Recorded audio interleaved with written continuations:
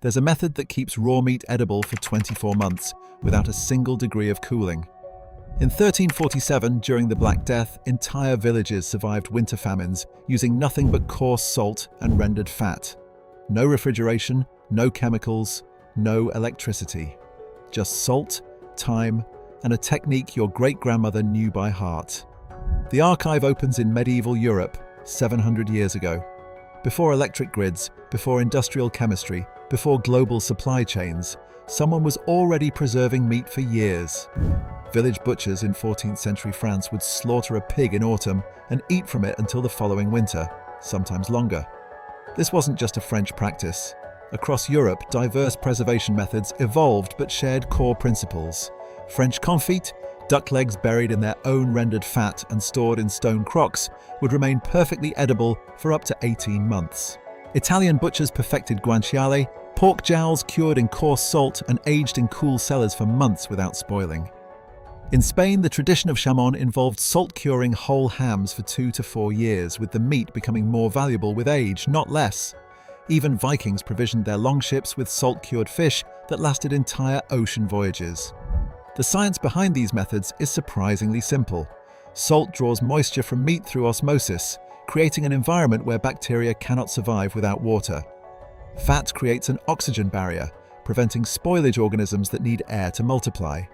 Time allows beneficial bacteria to acidify the environment, further preventing harmful growth.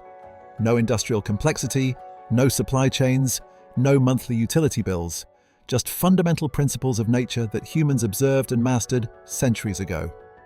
But something changed. The connection between people and these ancestral preservation techniques began to fade, and not by accident. The pivotal moment came in the early 20th century.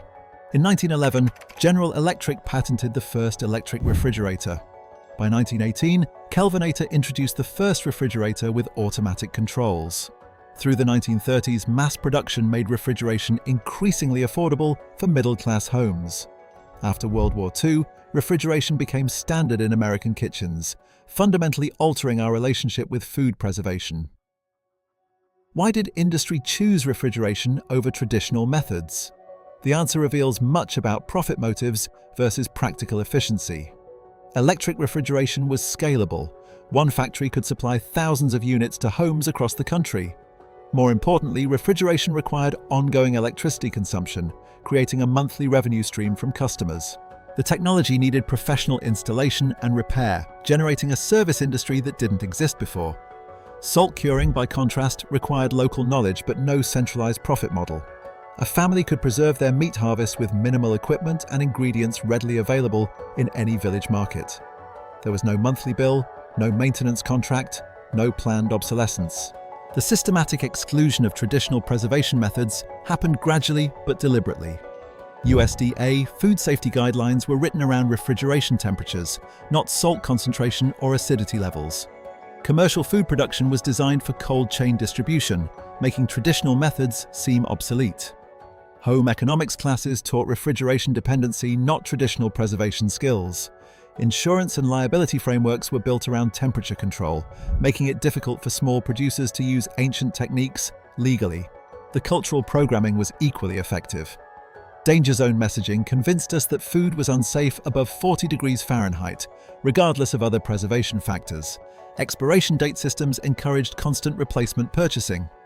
Marketing campaigns positioned traditional methods as risky or primitive, while portraying refrigeration as modern and scientific. 3 generations were taught that salt curing was obsolete technology, dangerous even, despite its success for thousands of years before refrigeration existed. The numbers tell a compelling story. Today's global refrigeration industry is worth approximately $150 billion. Ironically, 30 to 40% of food waste occurs due to refrigeration failures and expiration anxiety. Meanwhile, traditional preservation costs a fraction of this. About $20 in salt can preserve 50 pounds of meat for 2 years with no ongoing costs. But science has begun to vindicate what our ancestors knew through practice. The University of California Davis Food Science Department tested 18-month confit samples and found 0 pathogenic bacteria in properly salt-cured meats. More surprisingly, beneficial lactobacillus cultures actually improved the nutritional profile of the meat over time.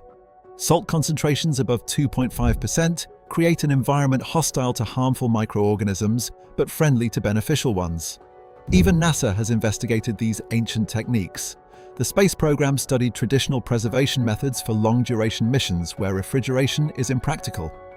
Salt-cured meats showed superior stability compared to freeze-dried alternatives. No refrigeration required, a critical advantage for spacecraft where weight limitations are severe. In zero-gravity tests, traditional methods actually outperformed industrial preservation techniques. The European Food Safety Authority confirmed these findings in a 2019 study on traditional charcuterie methods. Properly executed salt curing eliminates botulism and salmonella risks, contradicting decades of fear-based messaging. Time-tested techniques show lower contamination rates than industrial processing and maintain nutritional density better than freezing. What's particularly telling is that studies showing refrigeration's limitations have existed since the 1960s.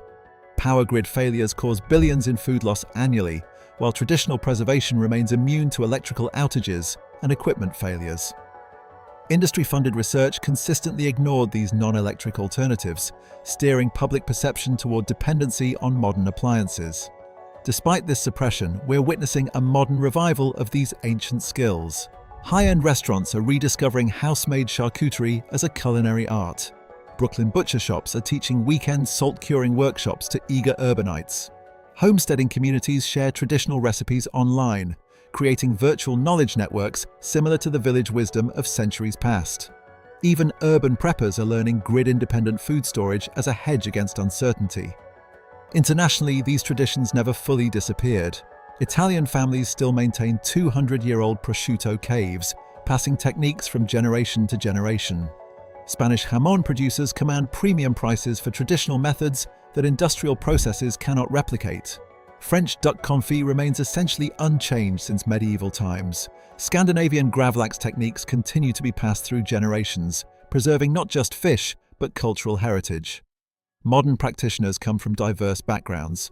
Off-grid families preserve entire harvests without electricity, demonstrating remarkable self-sufficiency. Hunting communities process game using ancestral methods that would be recognized by medieval hunters. Survivalist groups teach salt curing as an essential skill for long-term resilience. Even culinary schools are adding traditional preservation to their curricula, acknowledging that something valuable was nearly lost. The accessibility factor makes these methods particularly powerful. Materials cost under $50 for preserving 100 pounds of meat, a fraction of a refrigerator's purchase price with no operating costs. No special equipment is needed beyond ceramic crocks and coarse salt. The techniques are learnable in a single afternoon with proper instruction. Most importantly, results improve with practice and observation, not expensive upgrades or new models. It's time for a reality check. There is a preservation method that keeps meat fresh for 24 months without refrigeration. It survived the Black Death, fed armies across continents, and sustained families through famines. Medieval butchers did not avoid meat spoilage because they were lucky. They succeeded because salt preserves, fat seals, and time transforms raw ingredients into stable, nutritious food. This knowledge lives on, in every grain of coarse salt, in every jar of rendered fat, in every piece of meat that has been preserved for centuries while refrigerated alternatives spoiled beside it. They buried this method under electric bills and expiration dates, but they cannot bury salt. It is everywhere, it is ancient, and it remembers what we were made to forget. The real power here is empowerment itself. Food security is a birthright, not a monthly utility payment. Preservation is possible without dependence on electrical grids or industrial supply chains. Your kitchen already contains everything needed to store food for years. The knowledge your ancestors used to survive remains available to you, waiting to be reclaimed. What shocked you most about these forgotten preservation methods? Tell me in the comments what ancient technique you want to learn next. Subscribe now and join the thousands rediscovering what our ancestors knew before this knowledge disappears forever.